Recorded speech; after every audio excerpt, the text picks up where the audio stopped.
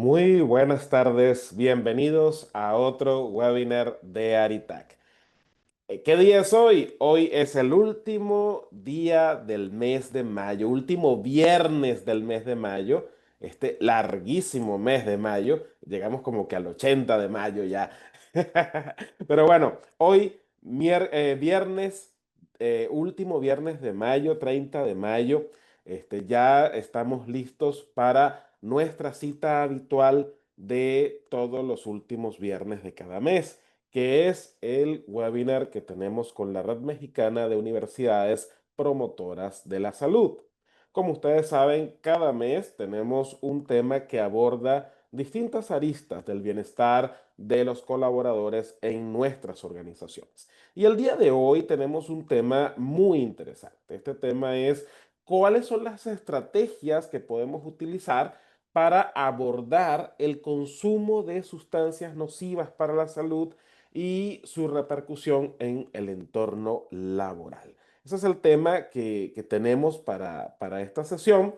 Tenemos como invitada a la Universidad Autónoma de Nuevo León, ¿no? Y en este caso, pues representándola, pues está la maestra Irma Cecilia Rico Ramírez, quien viene precisamente como parte de la Red Mexicana de Universidades Promotoras de la Salud a presentarnos este tema, ¿no? Ella es psicóloga, egresada precisamente de la misma universidad, también con la maestría en psicología con orientación clínica psicoanalítica. Cuenta con 6 años de experiencia en consulta privada y 5 años de trayectoria en el Centro Universitario de Salud, donde actualmente coordina el programa Estilos de Vida y Autocuidado. Su trabajo se enfoca en el acompañamiento emocional desde una perspectiva psicoanalítica. Es parte de la semblanza, de los puntos principales de la experiencia de nuestra ponente del día de hoy, a quien le damos una cordial bienvenida aquí a la Asociación de Recursos Humanos de la Industria en Tijuana para que nos presente este tema. Maestra Irma, bienvenida, bienvenida a Aritac y bienvenida con el tema Estrategias para abordar el consumo de sustancias nocivas para la salud y su repercusión en el entorno laboral. Adelante. Muchas gracias por la invitación. Voy a compartir pantalla para empezar con la presentación. Bueno, muchas gracias por la invitación. Es un tema que al menos acá nos parece bastante importante. En la universidad estoy ahorita a cargo de coordinar este programa de estilos de vida y autocuidado que tiene que ver con el consumo de sustancias en adolescentes. Nos concentramos un poco más en cuanto a las preparatorias y esto también, estas estrategias se pueden utilizar en el entorno universitario, con las facultades también. Entonces, pues para comenzar este tema, quisiera comenzar hablando sobre qué es el consumo de sustancias. Es cuando ponemos este tema es un poco complicado, en algunas personas asusta por cómo es que se ha venido trabajando el consumo de sustancias. Y algo que nos gustaría es cómo empezar a tener una mirada distinta hacia el consumo. Entonces, este consumo de sustancias no siempre es visible para todos. Es algo que quizás tendríamos que poder identificar o mirar a las personas en un sentido más psicológico, en un sentido de escuchar cierto tipo de discursos, físicamente cosas que nos podrían ir indicando, pero ciertamente es un tema que nos compete ir escuchando desde otro lado porque tendemos mucho como a señalar. Entonces, ¿en dónde o cómo podemos ir identificando esto? Cuando existen estas ausencias o hay conflictos en el entorno laboral cuando anteriormente no lo sabían, la persona pareciera tener una desconexión emocional en el sentido de eh, poder establecer una conversación y eventualmente la persona deja de tener esa habilidad, puede ir disminuyendo el rendimiento que tenía. Anteriormente parecía no haber un problema en eso y conforme pasa el tiempo, esto comienza a aparecer. Y bueno, eh, es importante saber en dónde uno puede trasladar todos estos conflictos. Cuando nosotros vamos creciendo, hay como estas dos partes importantes para uno, que es como las redes de apoyo que uno puede tener, las amistades, la familia, etcétera. Y por otro lado está también la escuela, los maestros, estos lugares a donde podemos como trasladar el eh, cómo nos desenvolvemos nosotros, estos espacios en donde uno se puede ir desarrollando. Y entonces, cuando nosotros crecemos, están estos pilares también para sostenernos. Pero suponiendo que quizás en mi vida personal, con la sociedad, con estas redes de apoyo que puedo tener, quizás las cosas no están yendo muy bien, en donde tiendo a refugiarme es en el trabajo. ¿Por qué? Porque todos necesitamos trabajar, todos necesitamos un sustento y es algo en lo que yo me preparé, es algo que en muchas ocasiones nació desde un deseo y una necesidad. Entonces, si en este espacio yo me puedo desarrollar de la mejor manera posible, si en este espacio yo puedo sentirme pleno, entonces va a ser un lugar en donde este dolor que yo siento, en alguna situación personal pueda ser amortiguado. Pero por otro lado, si yo no la estoy pasando bien, pero en el trabajo tampoco encuentro un refugio, no encuentro algo que pueda ayudarme a sostenerme, pues puede hacer que este dolor se intensifique. Y algo que nosotros identificamos, al menos acá como en un ámbito universitario, pues era como cómo lo recibe la sociedad.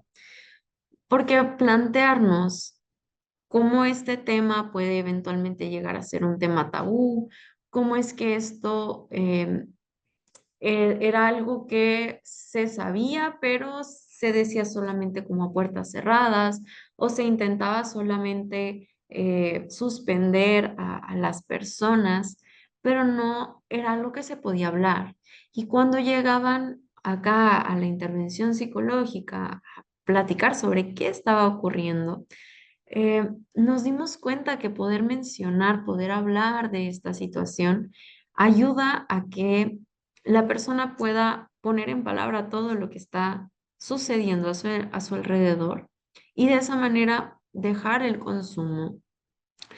Entonces, este silencio que se ve en muchas ocasiones por parte de instituciones, por parte de las empresas, por parte de la sociedad misma, por una cuestión muy probablemente cultural, es algo que termina dañando un poco más porque la persona termina aislándose.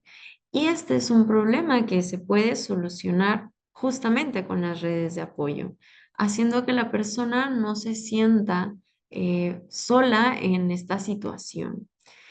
Entonces, si el lugar de trabajo es un lugar en donde yo no me siento escuchado, yo no me siento acompañado, eh, hay algunas situaciones que quizás, no sé, yo no la estoy pasando bien con mi familia, por ejemplo, pero en el trabajo encuentro personas que saben escuchar, personas que me acompañan, personas que atraviesan cosas similares a mí. Pues entonces es un espacio en donde puedo ir y depositar todas estas angustias, es decir, tener como este sostén, esta red de apoyo. De lo contrario, el cuerpo actúa, los actos empiezan a hablar por la persona. Y en muchas ocasiones el consumo tiende a ser esa forma de sostenerse. Nosotros acá pensamos el consumo como un síntoma, no como la causa de algo, no como em, el problema como tal, sino hay un conflicto y esta termina siendo la solución a este conflicto. Entonces, es importante como tener en cuenta esto, porque eso nos va a permitir ver las cosas de una manera distinta y poder tener algunas soluciones que puedan realmente ayudar a la persona. Entonces, como mencionaba, pues el consumo lo podemos ver como si fuese un síntoma y en ese sentido eh, no es algo que se tenga que eliminar y ya, sino habría que intentar entender. Es un intento fallido de resolver un conflicto de uno mismo, algo que está interno. Entonces, habría que intentar definir, bueno, de qué va este conflicto, qué es lo que está ocurriendo. La manera en cómo uno resuelve depende de los recursos que uno siente que tiene. Entonces, el consumo puede ser una forma de calmar la angustia que no se puede poner en palabras. Em, Acá lo que podemos ver en una sesión es cómo la persona tiene ciertas situaciones que nunca habló, nunca se le dio este espacio en donde la persona pudiera realmente decir cómo se siente, plantearse para sí mismo qué significa. Y entonces lo que hacían era intentar callar esa angustia. La forma más sencilla que se encontró en ese momento por los recursos que se tenían era el consumo. Entonces, pensarlo desde ese lugar puede ser una opción. En ocasiones tiene que ver con llenar algún vacío. Muchos hablan de los síntomas que suelen surgir, pero gran parte del discurso es este vacío en donde no encuentran a alguien que los escuche. Poner en palabras puede ser un recurso que tienen, pero si no tenemos a alguien que realmente nos haga sentir escuchados, de nada va a servir que yo pueda hablarlo.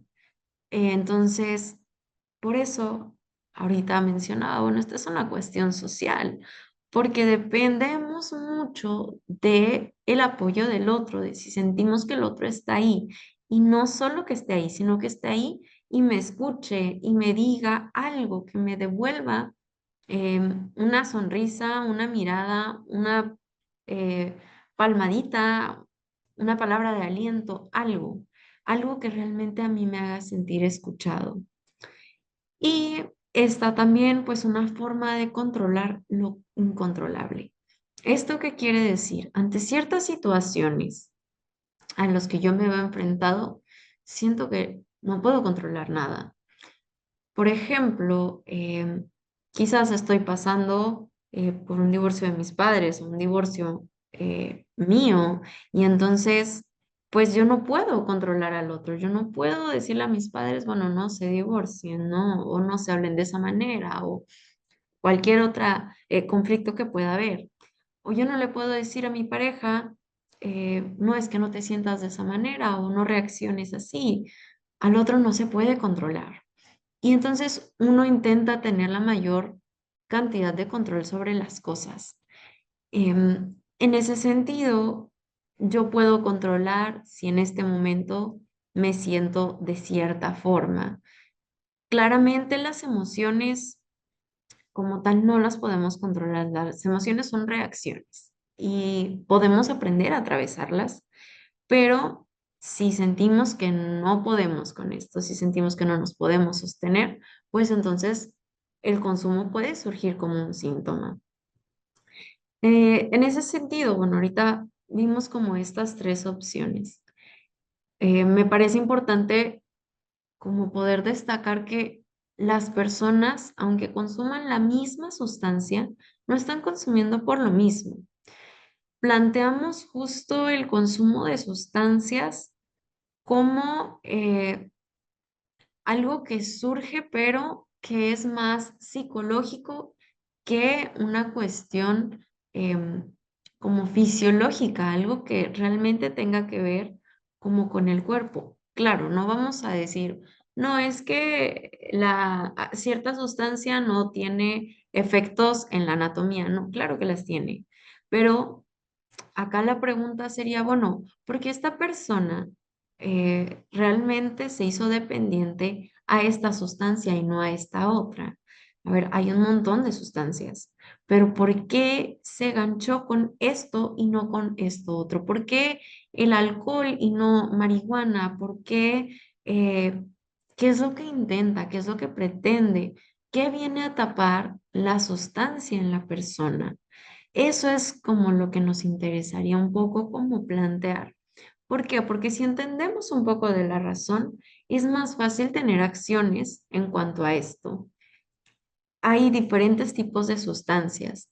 Entre ellas es el cómo están siendo para el nivel, para el sistema nervioso central.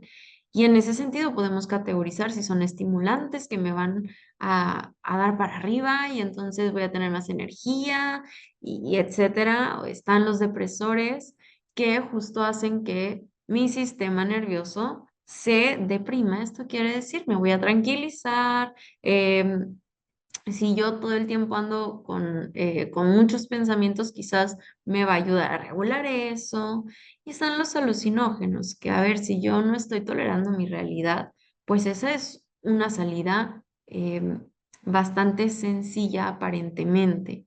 Entonces, entender que cada uno afecta de manera diferente al cuerpo, nos permite poder hipotetizar qué es lo que está intentando. Porque si dices que tengo una sobrecarga de trabajo y entonces tengo que entregar todos estos reportes y no me alcanzan las 24 horas. Y entonces nos damos cuenta que lo que está tomando es un estimulante. Pues claro, tiene algo de sentido porque necesita estar despierto, porque necesita no tener tiempo para comer, porque necesita sentir que tiene energía y el control de las cosas. Por otro lado, si sé lo que quiero es a veces desconectarme porque estoy pensando todo el tiempo y es una persona que elige un depresor, pues claro, hace sentido, tiene mucho sentido que esta persona elija esto, porque lo que quiere es parar, lo que quiere es detenerse. Y por otro lado es, si estoy pasando por momentos en los que yo no sé cómo sostenerme, en los que llego a mi casa y es una realidad que no me gusta, tendría mucho sentido que la persona consumiera un alucinógeno. Entonces, en estas situaciones, lo que se mueve es la angustia. Y esto muchas personas no saben cómo atravesarlas. Cuando tiene que ver con un dolor que es excesivo, quizás para mí, que yo nunca había pasado por esto o que yo en algún momento lo pensé, pero no pensé que realmente fuera a ocurrir, pues bueno, no encuentra dónde depositar esto que siente, no sabe cómo elaborarlo, no sabe cómo lidiar con esto. Y entonces es un poco más sencillo para la persona poder consumir una sustancia. No es que sea fácil, sino que los recursos que tiene quizás solamente dan para esto. ¿Qué pasa detrás de todos estos consumos? ¿Qué termina pasando? Pues bueno, en ocasiones puede haber una pérdida reciente, un duelo sin el laboral, si hay un desgaste emocional acumulado, hay experiencias que uno va atravesando en ocasiones cuando hay violencia en casa. ¿Cómo se le explica esto a niños? Y todas estas experiencias, si en algún momento fueron normalizadas, si no se les dio lugar, si no se les explicó, ¿cómo puede uno lidiar con esto? Y entonces quizás entienden que si yo consumo puedo al menos poner esto en lo externo o no tenerlo presente. O hay algunos pacientes que dicen, bueno, es que me escapo. me escapo, no lo pienso y eso me permite lidiar con todo esto que está ocurriendo. La sensación de no tener control sobre mi vida. Quizás pienso que por el pasado que yo tengo ya mi vida está dictada, ya las cosas no van a cambiar y este tipo de pensamientos rígidos a veces hacen que la persona tome ciertas decisiones que no son las mejores. Pero bueno, el consumo pues no es la causa. Muchas veces es justamente el efecto de todo esto que se ha estado acumulando. Entonces, cuando escuchamos que una persona está consumiendo, lo que, lo que nos estamos preguntando o lo que deberíamos de preguntarnos es por qué está consumiendo. Es, bueno, ¿qué está pasando? Pero además de preguntarnos eso, además de poderle poner una razón, habría que intentar entender, bueno, por qué se sostiene. Porque quizás es esta cuestión de violencia que se vivió, quizás es un acumulado de estrés, ya sea por cuestiones personales, por cuestiones de casa, por cuestiones laborales, pero ¿por qué se sigue sosteniendo esto? ¿Qué será lo que está realmente sosteniendo? ¿Y qué se puede hacer para que esto deje de ocurrir de esa manera? ¿Cómo podemos nosotros identificarlo? En cuanto al comportamiento, hay cosas que podemos empezar a identificar. Que a ver, que encontremos estas em, como estas características no quiere decir que la persona está en consumo. Quiere decir que hay algún conflicto y que posiblemente puede tener un consumo o que posiblemente puede caer en un consumo. Hay diferentes tipos de consumo también y en ese sentido habría que intentar identificar. Si es una persona experimental, si es una persona que ya tiene un uso constante, si ya hay un abuso de sustancias o si ya hay una dependencia. ¿Por qué? Porque en cada una de estas experiencias se puede intervenir de manera diferente. Pero en cuanto al comportamiento, lo que podemos ver es una irritabilidad. La persona quizás era súper amable, quizás siempre cumplía con todo, pero de repente empezamos a identificar que empieza a llegar a los lugares y ya no está de muy buen humor, cualquier cosa que le digamos, bueno, parece que la estamos insultando o estamos pidiéndole algo que no le compete. El retraimiento, estas personas suelen aislarse, evasión del contacto social, quizás invitamos a comer y antes decía que sí, ahora dice que no. Las variaciones en el humor suelen ser repentinas y suelen ser como llevadas al extremo. No es solo que se enoje, sino que se enoja y se sale de sus casillas. No es solo que esté triste, es que está triste y llora a cada ocasión. Que de repente está excesivamente feliz, que empiece a actuar de maneras en las que usualmente no actúa. Tienden a ponerse nerviosos, pero no, por ejemplo, no en una presentación, sino nerviosos como si fuera una ansiedad que está como ahí constante o una apatía que es muy notoria, que la persona vemos que completamente se aísla, que ya no quiere convivir con nadie, que quizás con los de su equipo o con quienes está a su alrededor, se va a una esquina. En cuanto a lo físico, podemos ver una fatiga que está constante. Podemos empezar a ver un deterioro en su físico, em, en cómo se viste, en ojeras, su semblante cambia, adelgazan, o por el contrario, suben mucho de peso, pero el deterioro es visible.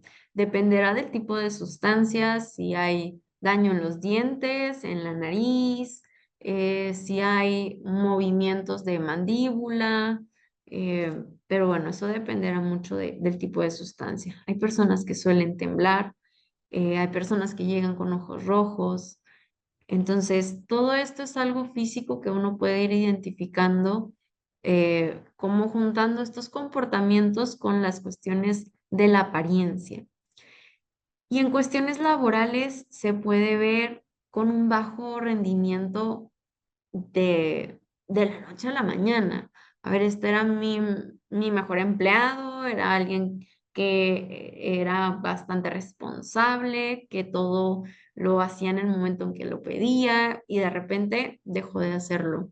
Ya no le importa, ya es muy descuidado, el tipo de trabajo que me entrega no tiene nada que ver. Hay un incumplimiento de tareas, pero no hay una explicación. em, y pues suelen tener también como conflictos con compañeros. Si la persona siempre fue conflictiva, bueno, a lo mejor no tiene que ver con eso, pero si es una persona que esto usualmente no ocurría, pues sí habría que intentar indagar qué es lo que está ocurriendo. Volvemos, es un conjunto de características para poder empezar a identificar que la persona posiblemente esté consumiendo alguna sustancia. Si nada más vemos una de estas, puede haber alguna otra razón. Pero también, si estamos identificando alguna de estas o varias de estas y no hay un consumo, posiblemente lo que sí haya es un problema de salud mental y eso también podría competir. Entonces, ¿qué podríamos hacer con esto? Em, Acá en el programa que nosotros tenemos está una parte preventiva, está una parte de detección, de intervención, de canalización. Y bueno, con todo esto hacemos una investigación para saber cómo están los estudiantes acá. Entonces, el primer paso es la detección. No se trata realmente de hacer un diagnóstico. Eso tardaría un tiempo realmente.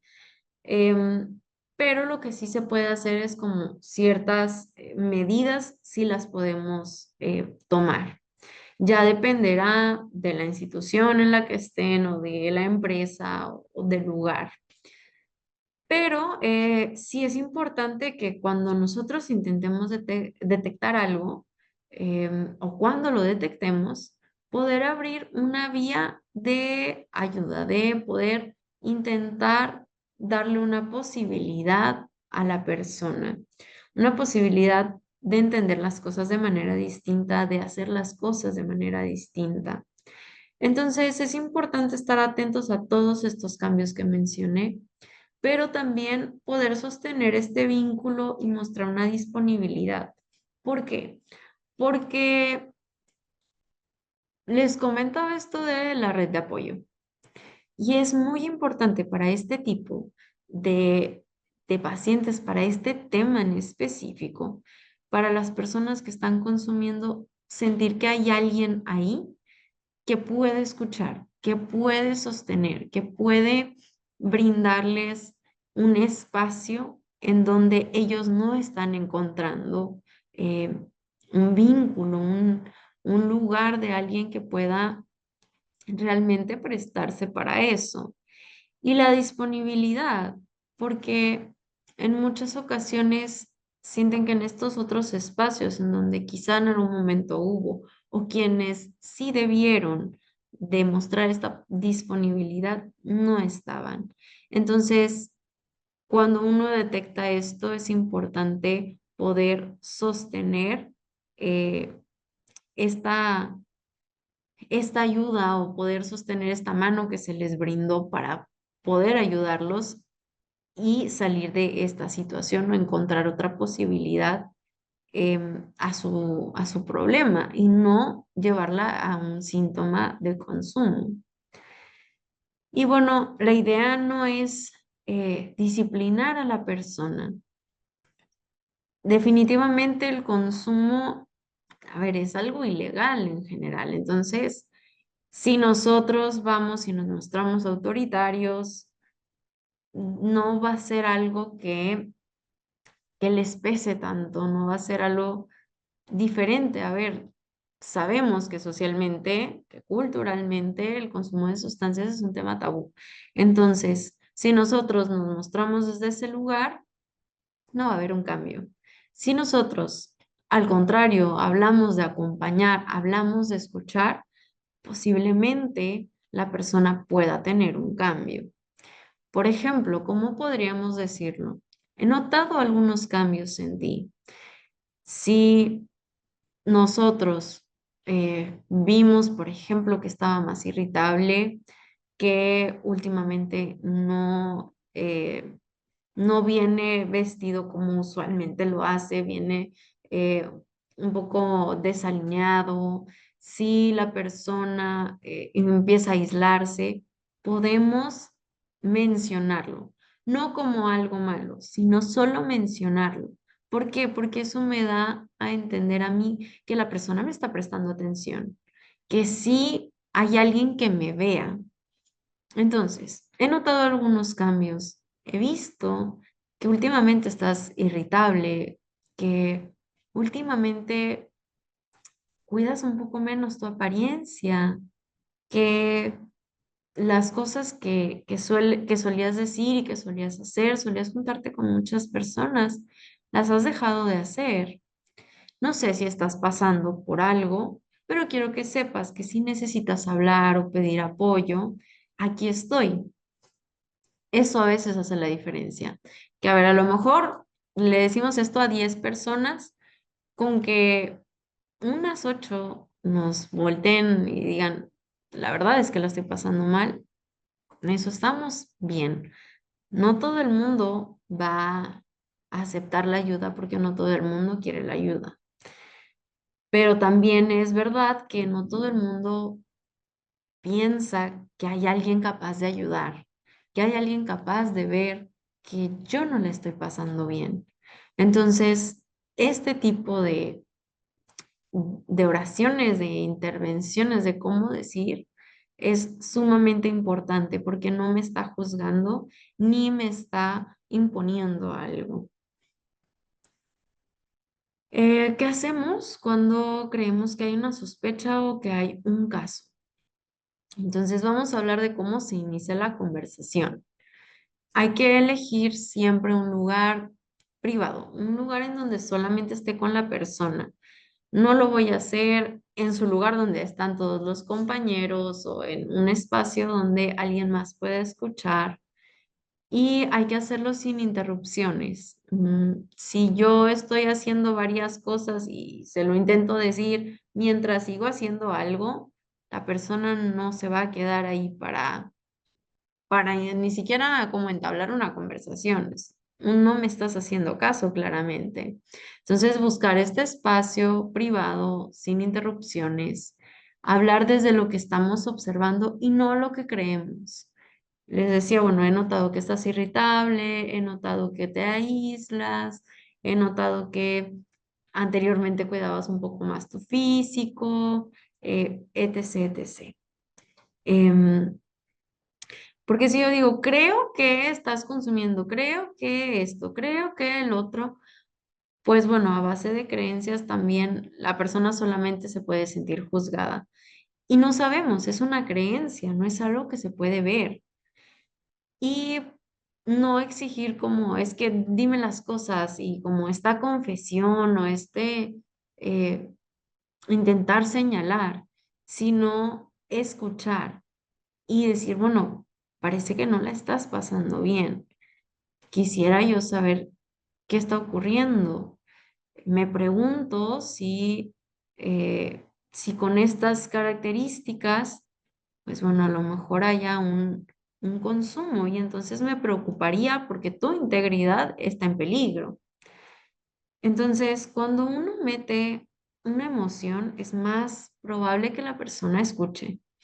¿Por qué? Porque quizás la persona no es capaz de preocuparse, porque algo tendrá que ver con su historia. Quizás intenta evitar preocuparse, pero cuando uno lo pone para con el otro, eventualmente la otra persona puede decir, quizás si hay alguien que se preocupe, quizás sí importa si yo estoy haciendo esto. ¿Qué vamos a evitar? Acusar a la persona, amenazar, etiquetar, cumplir promesas. No le vamos a decir que todo está bien si no lo sabemos. Pero sí podemos decir que podemos intentar ayudar, que podemos buscar la manera, que podemos apoyar de una u otra forma. Em, la idea no es minimizar, no es solo es una etapa o puede ser peor o hay personas que la están pasando peor que tú o esa situación la puedes resolver fácilmente, porque quizás para nuestra percepción podrían no implicar todo lo que implica para la persona. Pero a ver, todos nos hemos sentido tristes, enojados, con miedo, pero cada quien lo percibe de una manera diferente y a cada quien las diferentes situaciones nos hacen sentir de una manera distinta. Y algo que sí podríamos decir es, si tú decides buscar ayuda, podemos ver las opciones. No estás solo. Decirlo de la forma más genuina que se pueda. Em, Porque también puede ser que si nada más lo decimos por decirlo, el otro se pueda dar cuenta. Y entonces es ver realmente qué podemos hacer por la persona. Ahora, en cuanto a la canalización, habría que generar estos directorios o unas listas accesibles a servicios públicos, tener convenios, atención psicológica, líneas de ayuda, dependiendo pues también de qué es lo que observemos. Si yo me doy cuenta que es una persona que quizás solo la está pasando mal, que, no sé, tuvo a lo mejor una o dos ocasiones de consumo, quizá la mejor opción es atención psicológica. Podemos crear convenios. Hay muchas instituciones que podrían ayudar con la situación de una atención psicológica. Si es algo específico como del consumo, que notamos que ya hay un abuso o una dependencia, esto es que ya lo usan, pues ya no es algo de una vez o algo como muy planeado, como recreativo, sino que lo hace 3 veces a la semana, si lo hace una vez a la semana. em, Eso también podríamos intentar, por ejemplo, los centros CAIPA, un CIJ, ya hay como estas opciones. Y pues bueno, ¿qué vamos a hacer con esto? Asegurarnos que la persona que nos está contando lo que está pasando realmente se ha tratado con confidencialidad. A nadie nos gusta sentirnos expuestos. Y si nos sentimos vulnerables en alguna situación, pues no es lo ideal que todo el mundo se entere. Es una situación que está pasando a la persona y volvemos. El consumo es un síntoma. Lo que se va a transmitir no es como desde esta mirada de empatía, de entender que el otro no le está pasando bien, sino se va a trasladar como hacia lo social, hacia lo cultural, hacia lo tabú. Y no es la idea señalar a alguien. Preguntar si se desea que alguien le acompañe o si prefiere actuar por su cuenta. Hay políticas que uno tiene que establecer, también dependerá de la institución, pero pues es un sí o sí, hay que tratarse, dependerá. Si yo ya tengo protocolo armado, pues bueno, a lo mejor ahí se puede desarrollar qué es lo que se hace específicamente. Y si lo que yo tengo ya redactado, si no lo he redactado, bueno, puedo decir, bueno, necesito un comprobante quizás de que fuiste a buscar ayuda. O si quieres, yo tengo todas estas instituciones a las que puedes ir. Me parece que esta y estas son las más pertinentes para ti. Si tú quieres, te canalizo para allá. Y hacer un seguimiento, preguntar después cómo le está yendo, si encontró ayuda. La idea no es nada más, bueno, ve y ya está. Se tiene que dar una canalización.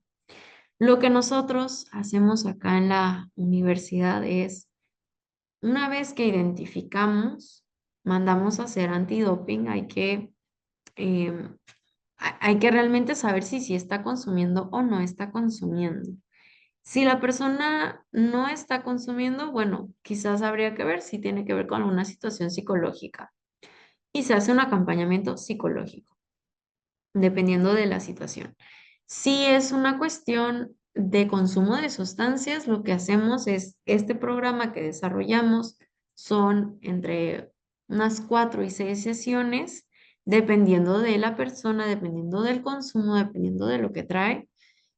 Y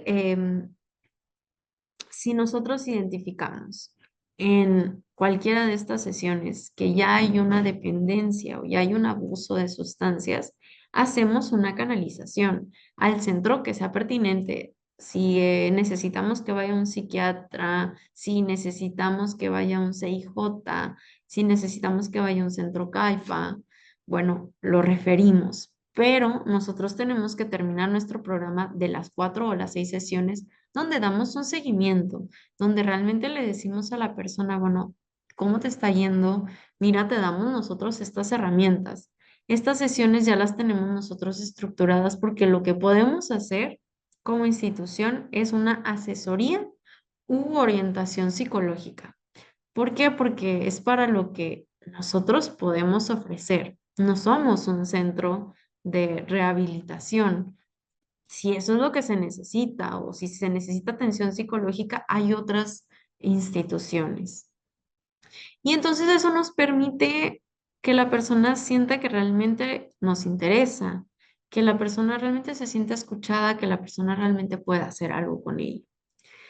Entonces no es solamente pasar la pelotita a otra persona, sino seguir sintiendo este apoyo desde la persona que lo identificó. ¿Por qué? Porque volvemos a que esto me ayuda a poder sostener un vínculo que quizás en otros espacios no lo encuentro. Desde la prevención, ¿qué podemos hacer nosotros desde una prevención? Si yo quiero empezar a aplicar como ciertos, a lo mejor tamizajes o encuestas, esto puede incluso entrar con cuestiones psicosociales de la NOM 035. eh, Hay que intentar ver qué podemos hacer. Y entonces lo que nos puede ayudar es tener como estas preguntas claves. ¿Hay algún espacio para hablar de emociones en mi lugar de trabajo, ya sea empresa, ya sea una institución, lugar en donde yo esté, en donde yo labore? Si está este espacio, si se permite el error o si solamente se castiga. Em, Plantear como nada más el castigo no va a ayudar a la persona, no va a hacer que la persona pueda mejorar eventualmente y solamente va a sesgar pues mucho el tipo de mirada que tenemos. Y se reconoce el esfuerzo o solamente estamos exigiendo más. Si resulta que es por cómo estoy yo llevando mi trabajo, que yo de verdad ya no doy abasto, bueno, ¿qué tengo que hacer? Revisar si cuando la persona lo está haciendo bien, alguien se lo dice o si solamente se pide más. Y saber que se tiene que a veces tomar un espacio para uno mismo. Hay condiciones reales para el descanso, la desconexión, el cuidado. ¿Qué se hace con esto? Si el descanso es de 5 minutos, si en esos 5 minutos además lo usamos para hablar más del trabajo, no sé, en la hora de comida. Bueno, pero en la hora de comida voy y te digo todos los otros pendientes. A ver, no, en la hora de comida vamos a hablar de cualquier otra cosa. ¿Cómo dormiste? ¿Qué soñaste? ¿Qué te gusta hacer? Etcétera. O permitirle a la persona si se quiere fugar un rato en ver el teléfono o lo que sea. Bueno, que sí se puede hacer, pero que realmente ese tiempo sea para la persona, para que no esté constantemente pensando en esta exigencia. Y bueno, invertir en el bienestar emocional es eventualmente invertir en la productividad sustentable, algo que realmente se pueda sostener a largo plazo, no nada más en un momento y ya. ¿Qué acciones podemos nosotros tomar? Bueno, podemos crear protocolos de atención en crisis emocionales, pero también protocolos de atención en general. Ahorita hablamos de como esta situación del consumo de sustancias, pero el consumo de sustancias es un síntoma. Entonces, ¿de qué otras cosas podríamos crear protocolos? Bueno, si identificamos que la persona tiene alguna dificultad en cuanto a su salud mental, en cuanto a su salud emocional, crear un espacio, para eso también se puede hacer un protocolo. Definitivamente ayudaría mucho para una crisis emocional que se hace, porque a veces la gente simplemente se siente mal de la nada, aparentemente de la nada, pero se puede hacer algo con eso. Establecer un canal seguro de comunicación directa. A ver, en muchas ocasiones tenemos este buzón de sugerencias o comentarios o puedes dejar tu correo o etcétera, pero que realmente se haga algo al respecto. Y qué tan libre se siente la gente también de poder expresar, porque si yo me expreso y no pasa nada, o si yo me expreso y llega un regaño, lo voy a dejar de hacer. Generar talleres sobre manejo de estrés y emociones. Tener pláticas, tener talleres, cuestiones un poco recreativas, saber qué hacer con el estrés. eh, es muy poco común tener estos espacios donde se hable de cómo se siente la persona, de qué situaciones le mueven. Porque claro, vamos al trabajo, pero vamos al trabajo con todas estas cosas que nos pasan, que nos ocurren día a día. Y si no les damos un lugar, no vamos a tener el mejor rendimiento en cualquier otro espacio. Formar líderes intermedios con un enfoque empático. Siempre vamos a tener a alguien que esté a cargo de dar ciertas direcciones, pero si no hay una empatía, si no hay una conexión emocional, si no hay un vínculo, va a ser muy complicado que las personas realmente se puedan abrir y que esto vaya a empeorar como la comunicación que se puede tener con el otro.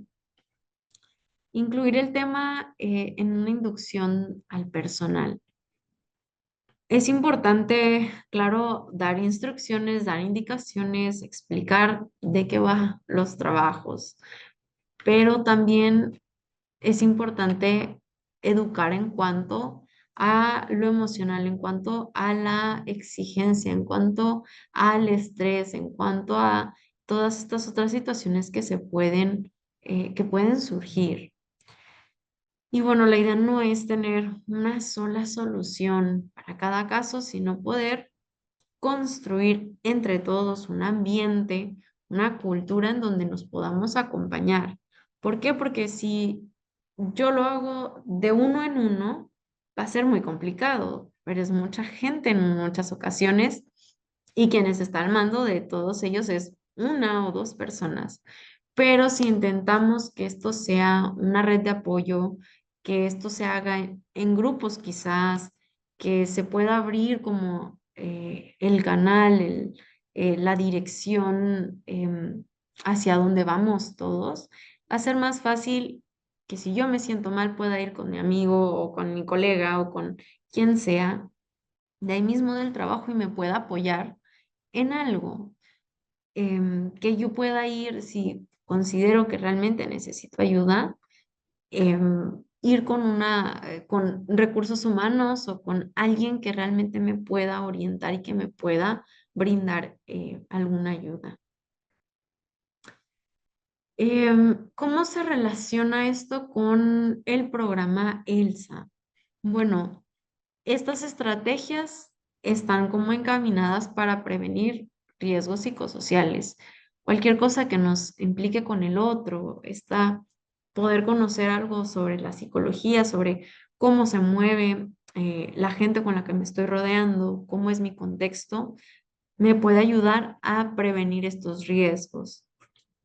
Promover una cultura organizacional que sea saludable. Si yo me siento bien en mi lugar de trabajo, pues es más, va a ser mejor mi rendimiento, me voy a querer esforzar un poco más y cumplir con estos componentes del programa. Están relacionados tanto con la salud mental como con el consumo de sustancias o las adicciones. Esto eh, es una situación social, entonces poder tener estas estrategias me va a ayudar a prevenirlo. No se trata solo de cumplir con este programa o de llenar estos formatos, sino realmente poder tener un lugar de trabajo más empático, que el clima laboral realmente me, me ayude, me aliente, me apoye a que yo quiera cumplir con todo esto, a que yo vaya de buena gana a mi trabajo y que pueda aspirar a, a más, a moverme, a crecer, a aprender. Todas estas acciones pueden como alinearse hacia los indicadores del IMSS, pero no hay que perder el enfoque humano. Al final de cuentas no somos máquinas. Si bien estamos allí para hacer ciertas cosas, para cumplir ciertas funciones, a veces se nos olvida que quien está enfrente de nosotros es otro ser humano que siente, que está viviendo y que hace lo mejor que puede con los recursos que tiene. Y bueno, si nosotros queremos que la empresa funcione de la mejor manera, que la institución se mueva de la mejor manera, pues tenemos que cuidar a las personas que hacen que esto se sostenga, que esto pueda ser posible, que los objetivos se cumplan. Si nosotros no cuidamos de eso, simplemente vamos a estar constantemente teniendo rotación del personal y no es la idea. La idea es que podamos sentirnos pertenecientes a algún lugar y que juntos podamos crecer. Entonces, pues bueno, esto es todo por mi parte. Este es mi contacto. Si tienen alguna duda, muchas gracias. Pues excelente, muchísimas gracias a la maestra Irma Cecilia Rico. Gracias por haber estado con nosotros en este webinar y a todos ustedes que están ahorita conectados en este instante en el chat. Si se meten al chat van a ver un enlace. Ese enlace es para que puedan obtener la constancia de participación a este webinar. Ahora, si usted tiene una pregunta o algún comentario con relación a esta conferencia, antes de que se nos vaya la ponente, pues métase directamente en la sección de preguntas y respuestas y formule su pregunta. ¿Para qué? Para que nos pueda apoyar nuestra ponente en este momento, ¿no? Y si no, aprovechen este instante, haga clic en el enlace que está en el chat, abra el formulario, complete los datos, la información que se le pide allí, que es sus datos personales y una encuesta de satisfacción para que se genere la constancia automáticamente y le llega a su correo electrónico. Esta constancia es emitida por la Red Mexicana de Universidades Promotoras de la Salud. No es una constancia emitida por Aritac directamente, así que la vigencia del enlace, pues es nada más mientras esté activa esta reunión, ¿no? Siempre les digo, aprovechen ahora. ¿Por qué? Porque, como dice la película, se autodestruirá en 5 segundos, ¿no? Así que hagan clic en este instante para que puedan obtener su constancia. Nuevamente, maestra Irma, muchísimas gracias por habernos acompañado el día de hoy. Tema súper interesante. Realmente tenemos mucha tarea en nuestras organizaciones para procurar espacios de bienestar a nuestros colaboradores. Y el hecho de estar aquí en esta conferencia, pues hace que los socios de Aritac, pues se lleven mucha tarea, ¿sí? Que se lleven el compromiso de aplicar cada uno de estos elementos que estuvimos viendo el día de hoy. Gracias a todos los participantes por habernos acompañado. Les recordamos la cita siempre el último viernes de cada mes, cada uno de los temas que tenemos con la Red Mexicana de Universidades Promotoras de la Salud. De mi parte, Les deseo una fantástica tarde, un excelente fin de semana y en nombre de la Asociación de Recursos Humanos de la Industria en Tijuana, nos vemos en una próxima oportunidad. Hasta luego. Bye bye.